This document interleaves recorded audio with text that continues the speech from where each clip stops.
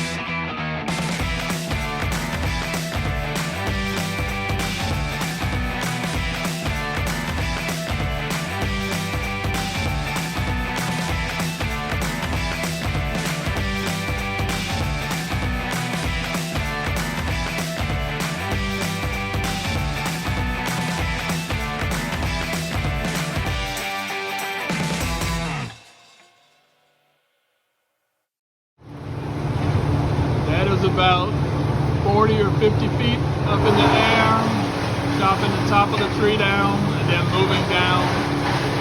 It's very dangerous, but that's why they're professionals, that's why they're licensed and insured. As you can see, we already have some of the big trees down. The lower part, I think we're at 1, 2, 3, 4, 5, 6, 7 that are down already. With 5 more to go. Now they're working on the 2 trees that are next to the driveway. They're a decent size, especially the one that he's on now. It's a pretty big one next to the driveway. When we're leaving the driveway, we have to kind of navigate the trees so the trees don't hit the mirror. So that's why those 2 are coming down. Unfortunately, we did have a sprinkler head burst due to the weight of one of the trees, or the puncturing of one of a limb maybe going through the ground.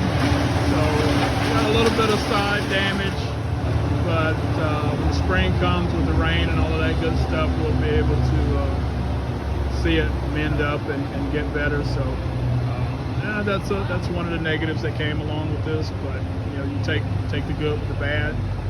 You can see some of the huge indentions in the ground where the trees fell that sunk into the ground, probably 6 inches or so from the sheer weight. These are some of the last few that we have. This big one right here, this large one, this other one back here with the red dot, and this one. So we have 1, 2, 3, 4, 5, 6 trees left. So hopefully nothing else goes wrong, or obviously hope no one gets hurt during this time. God bless them and be with them. But so far so good. And then on to stump grinding. Just want to give you guys a quick look at halftime of tree removal. Switch my camera around and let you see kind of the work that's happened so far.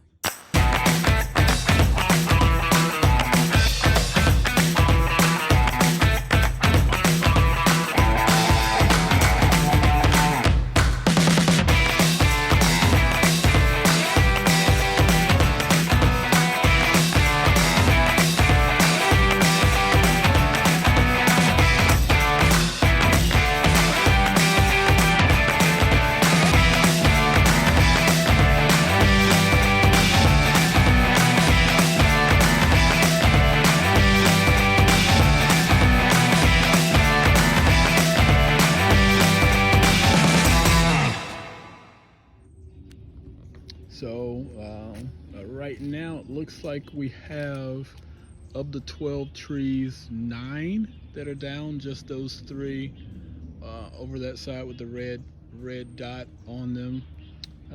There was a little bit of a mistake over this way. These are all the bigger trees close to the house that were cut down, so very happy about that. There is one tree here that's close to the driveway that should be cut down. You can see the red dot on the back side of it. And I apologize if the video is bouncing a little bit. I don't have my gimbal, I just have the phone in my hand. The really big tree that was next to the driveway that more than likely would have caused root problems and cracks in the concrete, that one's down. It was a big tree. Unfortunately, this tree right here was not on the list of trees to be cut down, and I'm wondering if they're going to include this in the 12 as opposed to this tree that's next to the driveway. Now this tree did not have a red dot on it, so I'm not sure how it got cut down, and hopefully the HOA doesn't come back and say, hey, you didn't get approval for that tree. So we'll see there, but I'm starting to visualize how I'll do the lot now that we have a lot less trees. We'll have this area over here. This tree will just have pine straw around it by itself. That cluster of trees, and maybe if I can get this one in the middle that's cut down, get this one in the middle cut down right here, the small one, also that I can make an island of those cluster trees behind it.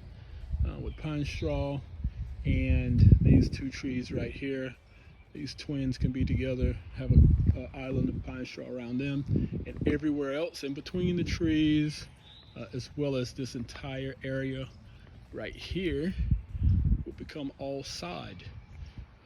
So we'll probably double the size of our front yard, the usable area of our front yard that'll have grass, just by doing that. Maybe even triple it, because over on this side, once we remove these 3 trees, you'll be able to see that starting right here, this tree is gone, right, starting at that tree all the way over.